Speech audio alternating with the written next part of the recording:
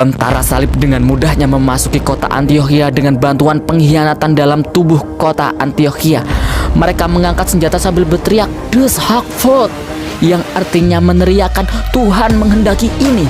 Jeritan penduduk Antiokhia melengking, suara-suara perempuan menjerit dan anak-anak menangis melihat pasukan salib dengan sadis menggorokkan pedang-pedang mereka ke leher-leher anak-anak, istri atau orang tua mereka. Sedangkan prajurit Antiokhia tak bisa membendung serangan dari pasukan salib.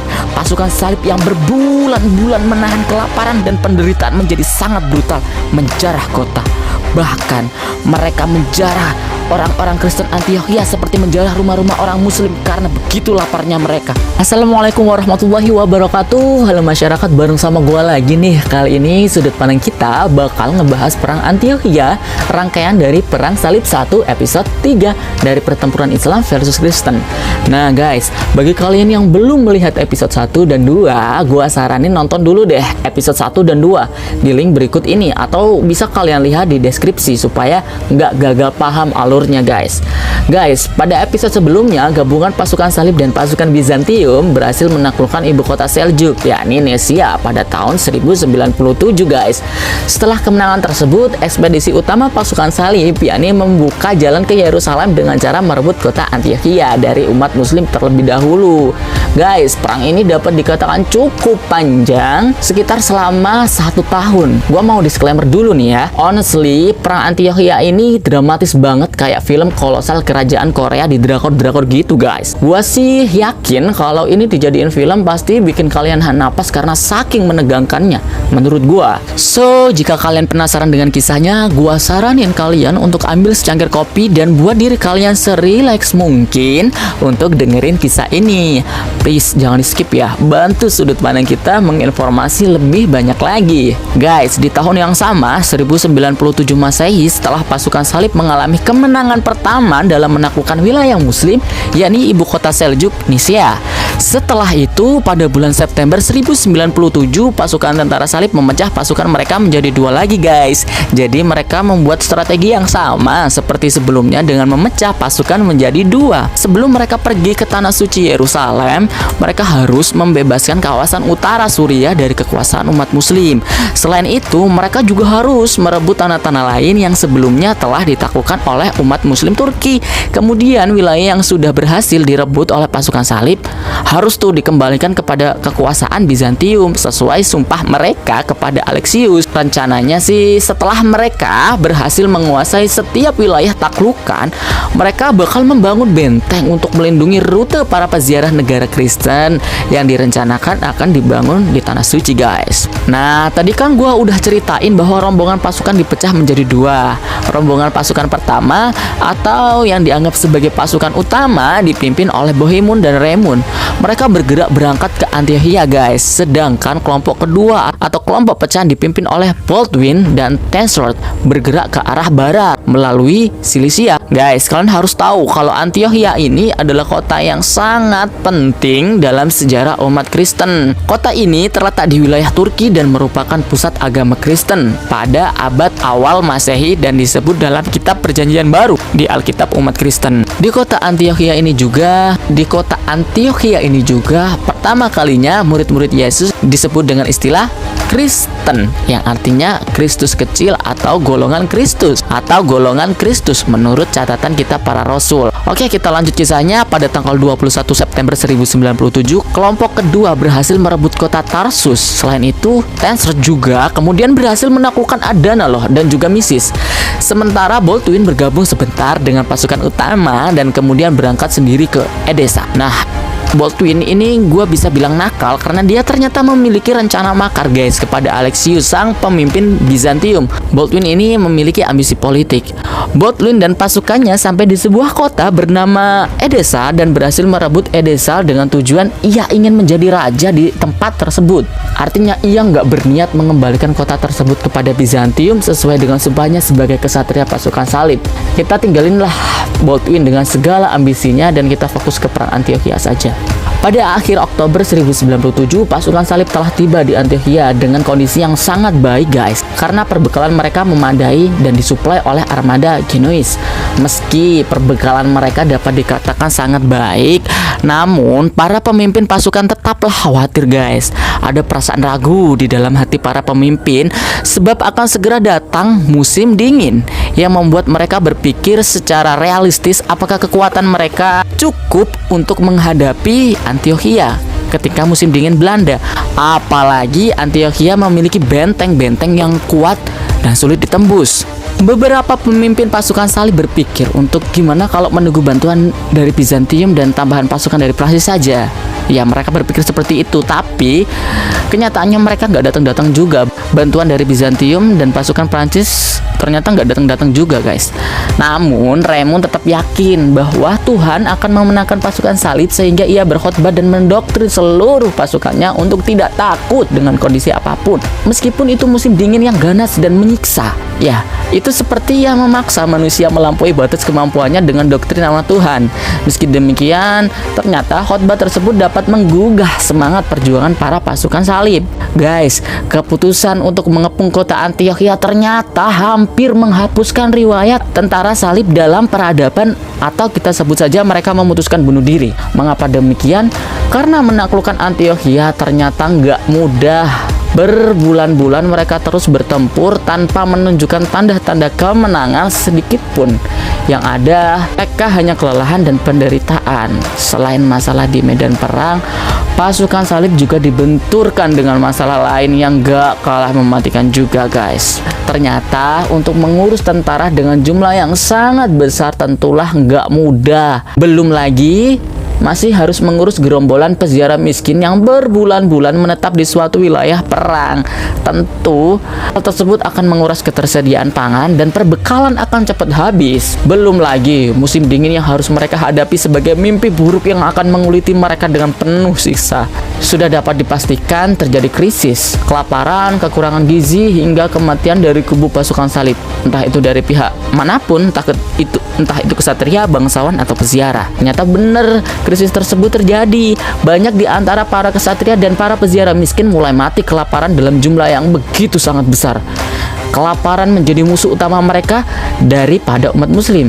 Kelaparan itu berubah bentuk dan mengambil wujud sebagai malaikat maut dengan cakar-cakar tajam merenggut nyawa mereka secara menyiksa. Krisis itu menanjak dan memuncak sampai bulan Januari 1098 Masehi. Pada masa itu orang-orang Kristen yang kelaparan menyerbu kacang-kacangan yang masih tumbuh di ladang-ladang. Mereka memakan dedaunan seperti kambing, bahkan mereka memakan tanaman berduri yang dimasak seadanya karena kekurangan kayu bakar untuk memasaknya, sehingga lidah-lidah orang yang memakannya menjadi sakit. Mereka bahkan memakan kuda-kuda, unta-unta, anjing, bahkan tikus-tikus yang berkeliaran pun dimakannya. Orang-orang miskin bahkan memakan kulit binatang yang masih mentah. Di momen krisis itu guys, ada banyak yang berniat kabur dari pasukan dan kembali ke rumah-rumah mereka, mengharapkan kenyamanan dengan keluarga kecil mereka di tempat asal mereka. Bahkan salah satu tokoh pasukan salib pun ada yang mencoba kabur guys, ya ini Peter sang petapa. Tetapi dia tertangkap dan kasus itu disembunyikan. Pemimpin pasukan Bohemun pun sempat berpikir untuk pulang saja deh dan mengakhiri perang daripada melihat kuda-kuda dan pasukannya meregang mati seperti daun berguguran di musim gugur. Memalukannya, kematian itu bukan karena beradu pedang, namun karena kelaparan yang melilit lambung mereka yang akhirnya menghentikan detak jantung mereka. Para pemimpin pasukan pun banyak yang jatuh miskin dan para kesatria tangguh menurun kemampuan bertempurnya karena perut mereka hanya terisi angin kosong. Bahkan ketika sampai bulan Juni hanya tersisa 200 kuda yang masih hidup dan nantinya hanya tinggal 100 kuda. Ironisnya, sampai ada prajurit loh yang terpaksa menjual senjatanya untuk dapat membeli sebongkah roti dan mengganjal perutnya dan memperpanjang nyawanya. Pertanyaannya, jika mereka semenderita itu, kenapa mereka nggak kembali aja ya dan menghentikan perang dengan Antiochia? Ini alasannya. Ternyata guys, kemiskinan dan kelaparan malah meningkatkan semangat religius mereka, bahwa seorang pengikut Tuhan haruslah hidup menderita sebagaimana Yesus menderita sepanjang hidupnya, yang mereka sebut dengan kemiskinan suci. Pola pikir semacam ini kalau di zaman ini mungkin bisa dikatakan hal bodoh ya, di zaman modern ini, tapi hal tersebut benar-benar membuat mereka kenyang akan doktrin dalam pemikiran mereka sehingga mereka bertahan. Mungkin kita bisa katakan mereka mencapai titik keimanan yang luar biasa. Dalam sumber-sumber sejarah menyebutkan kekurangan gizi dan kelaparan yang dialami oleh peziarah dan pasukan salib membuat mereka mengalami halusinasi dan delusi spiritual. Setidaknya ini adalah pandangan orang-orang modern sih. Dalam kondisi lapar, mereka berhalusinasi jika mereka melihat tentara Tuhan yang turun dari langit yang berada di sekitaran mereka dan berpihak pada mereka, tentara dan para peziarah umat Kristen itu. Kalau tidak seperti itu, mereka bermimpi mendapat pesan surgawi yang menenangkan dan membuat mereka yakin bahwa Tuhan mereka bersama pasukan salib dan para peziarahnya. Belum lagi surat-surat yang dikirim oleh uskup-uskup memberikan mereka suntikan doktrin yang menggugah semangat ilahiyah dalam keimanan mereka bahwa mereka akan ditolong Tuhan. Jikapun mereka akan mati, maka kematian itu dipercaya membawa mereka pada surga bersama Yesus dan teman seperjuangan mereka yang telah lebih dahulu tewas dalam perang tersebut. Mereka yakin mereka akan ditolong sebagaimana mereka ditolong dalam pertempuran sebelumnya melawan Kilij Arslan I di Derilium. Walaupun faktanya mereka menyaksikan setengah dari pasukan mereka perlahan-lahan menemui ajal dan sebagian melakukan desersi. Namun sebagian dari mereka juga tetap ada yang tinggal, sekitar 50.000 orang. Pada tanggal 2 Juni 1098, tepatnya di malam hari, pemimpin pasukan salib Bohemun berhasil menemukan kesempatan memasuki benteng kota Antiokhia. Pada tanggal 2 Juni 1098, tepatnya di malam hari, pemimpin pasukan salib Bohemun berhasil menemukan kesempatan memasuki benteng kota Antiokhia. Siapa sangka guys, dalam kokohnya Antiokhia yang begitu dapat dijaga oleh umat Islam, ada borok yang tak tercium kebusukannya. Ya, terdapat pengkhianat dalam tubuh muslim.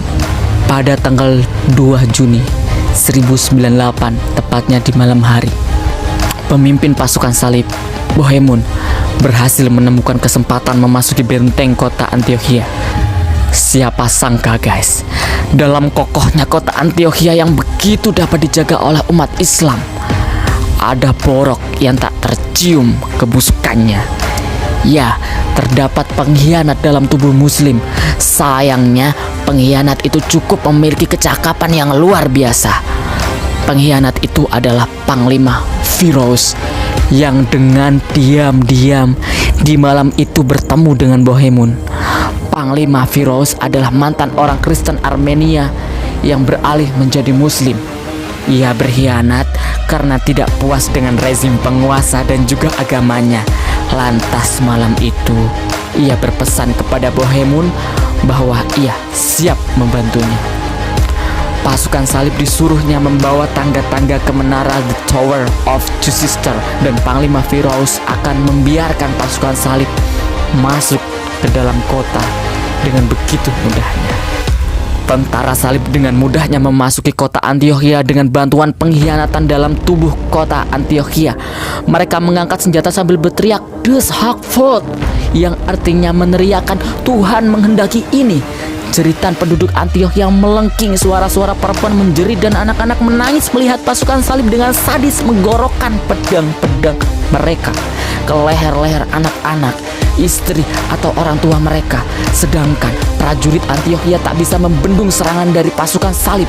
Pasukan salib yang berbulan-bulan menahan kelaparan dan penderitaan menjadi sangat brutal menjarah kota.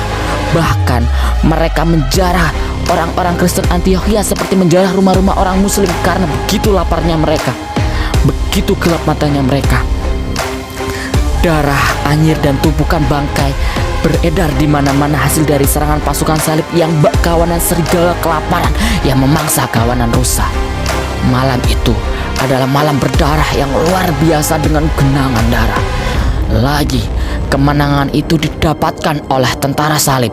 Mereka sangat bersukacita dan gembira. Sekali lagi, Mereka merasa didukung oleh Tuhan dan tentara langitnya. Tapi sukacita itu beralih menjadi was-was yang merongrong perasaan tentara salib itu sendiri ketika 2 hari setelah kemenangan mereka atas kota Antiokhia, tepatnya pada tanggal 4 Juni 1098 Masehi, tentara Karbuka dengan pasukan baru dan peralatan amat lengkap telah mengepung mereka di dalam kota Antiokhia. Lalu, bagaimana kisah selanjutnya? Apakah pasukan salib yang berada dalam kota Antiokhia akan binasa dengan kepungan tentara muslim Karbuka? Saksikan lebih lanjut di video selanjutnya.